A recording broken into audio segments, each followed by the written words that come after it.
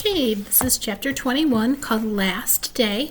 If you remember in the last chapter, the Hour of Triumph, Charlotte said this was her hour of triumph. And I think she was referring to the fact that Wilbur was getting an award and probably her egg sack. So she had two things that she felt triumphant for. All right, chapter 21, Last Day. Charlotte and Wilbur were alone. The families had gone to look for Fern. Templeton was asleep.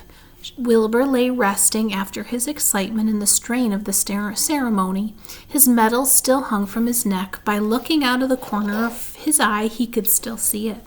"Charlotte," said Wilbur after a while, "why are you so quiet?" "I like to sit still," she said. "I've always been rather quiet." "Yes, but you seem specially so today. Do you feel okay?" "I'm a little tired, perhaps, but I feel peaceful. Your success in the ring this morning was, to a small degree, my success. Your future is assured. You will live secure and safe, Wilbur. Nothing can harm you now. These autumn days will shorten and grow cold. The leaves will shake loose from the trees and fall. Christmas will come and the snows of winter. And you will live to enjoy the beauty of the frozen world. For you mean a great deal to Zuckerman, and he will not harm you ever. Winter will pass, the days will lengthen, the ice will melt in the pasture pond. The song sparrow will return and sing, the frogs will awake, the warm wind will blow again. All these sights and sounds and smells will be yours to enjoy, Wilbur, this lovely world, these precious days." Charlotte stopped. A moment later, a tear came to Wilbur's eye. "Oh, Charlotte," he said, "to think when I first met you I thought you were cruel and bloodthirsty." When he recovered from his emotion, he spoke again. "Why did you do all this for me?" he asked. "I don't deserve it. I've never done anything for you." "You have been my friend," replied Charlotte. "That in itself is a tremendous thing. I wove my webs for you because I liked you. After all, what's a life anyway? We're born, we live a little, we die.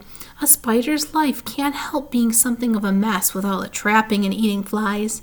By helping you, perhaps I was trying to lift up my life a trifle. Heaven knows anyone's life can stand a little of that." "Well," said Wilbur, "I'm no good at making speeches. I haven't got your gift for words. But you have saved me, Charlotte, and I would gladly give my life for you. I really would." "I'm sure you would, and I thank you for your generous sentiments." "Charlotte," said Wilbur, "we're all going home today. The fair is almost over. Wouldn't it be wonderful to be back home in the barn cellar again with the sheep and the geese? Aren't you anxious to get home?" For a moment Charlotte said nothing. Then she spoke in a voice so low that Wilbur could hardly hear the words. "I will not be going back to the barn," she said. Wilbur leapt to his feet. "Not going back?" he cried. "Charlotte, what are you talking about?" "I'm done for," she replied. "In a day or two I'll be dead. I haven't even enough strength to climb down into the crate. I doubt if I have enough silk in my spinnerets to lower me to the ground." Hearing this, Wilbur threw himself down in an agony of pain and sorrow. Great sobs racked his body. He heaved and grunted with desolation. "Charlotte," he moaned, "Charlotte, my true friend." "Come on now, let's not make a scene," said the spider. "Be quiet, Wilbur. Stop thrashing about."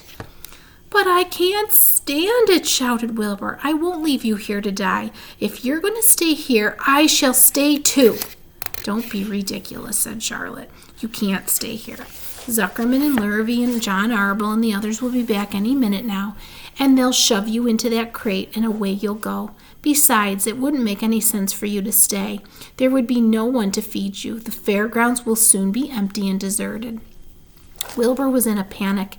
He raced round and round the pen. Suddenly he had an idea. He thought of the egg sack and the 514 little spiders that would hatch in the spring.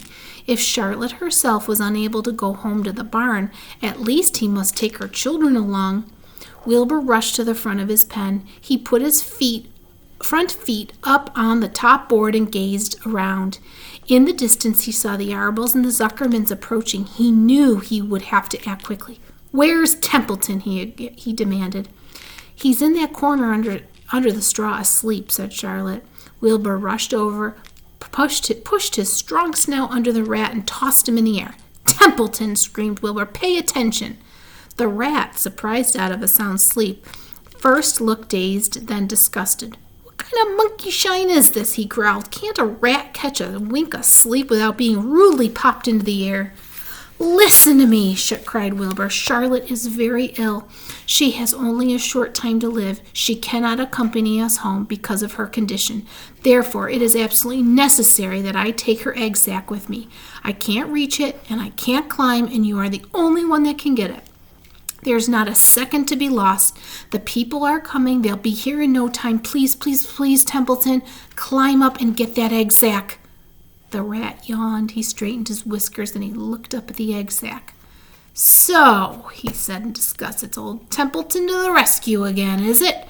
Templeton, do this. Templeton, do that. Templeton, please run down to the dump and get me a magazine clipping. Templeton, please lend me a piece of string so I can spin a web." "Oh, hurry," said Wilbur. "Please hurry up, Templeton." But the rat was in no hurry. He began imitating Wilbur's voice. "So it's 'hurry up, Templeton,' is it?" he said. "Ha ha! What thanks do I ever get for these services, I would like to know? Never a kind word for old Templeton, only abuse and wisecracks and side remarks. Never a kind word for a rat." "Templeton," said Wilbur in desperation, "if you don't stop talking and get busy, all will be lost, and I will die of a broken heart. Please climb up." Templeton lay back in the straw. Lazily he placed his four paws behind his head and crossed his knees in an attitude of complete relaxation. "Die of a broken heart," he mimicked. "How touching. My, I notice that it's always me you come to when you're in trouble, but I've never heard anyone's heart breaking on my account. Oh, no. Who cares about old Templeton?" "Get up!" screamed Wilbur. "Stop acting like a spoiled child." Templeton grinned and lay still. "Who made trip after trip to the dump?" he asked. "Why, it was old Templeton. Who saved Charlotte's life by scaring that Arble boy away with his rotten goose egg? Bless my soul, I believe it was old Templeton. Who bit your tail and got you back on your feet this morning after you fainted in front of the crowd? Old Templeton. Has it ever occurred to you that I'm sick of running errands and doing favors? What do you think I am anyway, a rat of all work?" Wilbur was desperate. The people were coming, and the rat was failing him. Suddenly he remembered Templeton's fondness for food. "Templeton," he said, "I will make you a solemn promise. Get Charlotte's egg sack for me, and from now on I will let you eat first. When Lurvy slops me, I will let you have your choice of everything in the trough, and I won't touch a thing until you're through." The rat sat up. "You mean that?" he said. "I promise, cross my heart." "All right, it's a deal," said the rat, and he walked to the wall and started to climb. His stomach was still swollen from last night's gorge. Groaning and complaining, he pulled himself slowly to the ceiling. He crept along until he reached the egg sack. Charlotte moved aside for him. She was dying, but she still had enough strength to move a little. When Templeton bared his long, ugly teeth and began snipping the threads that fastened the egg sack to the ceiling, Wilbur watched from below. There's Templeton getting the egg sack. You can see Charlotte right there, and then the egg sack in his mouth.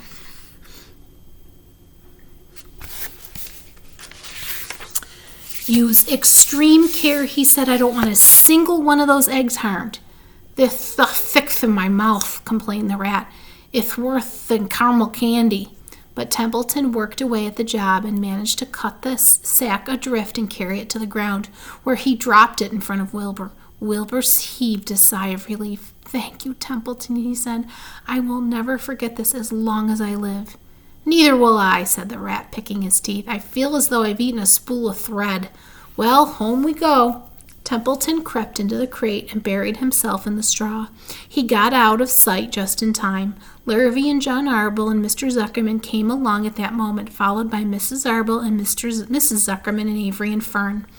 Wilbur had already decided how he would carry the egg sack. There was only one way possible. He carefully took the little bundle in his mouth and held it there on top of his tongue. He remembered what Charlotte had told him, that the sack was waterproof and strong. It felt funny on his tongue and made him drool a bit, and of course he couldn't say anything. But as he was being shoved into the crate, he looked up at Charlotte and gave her a wink.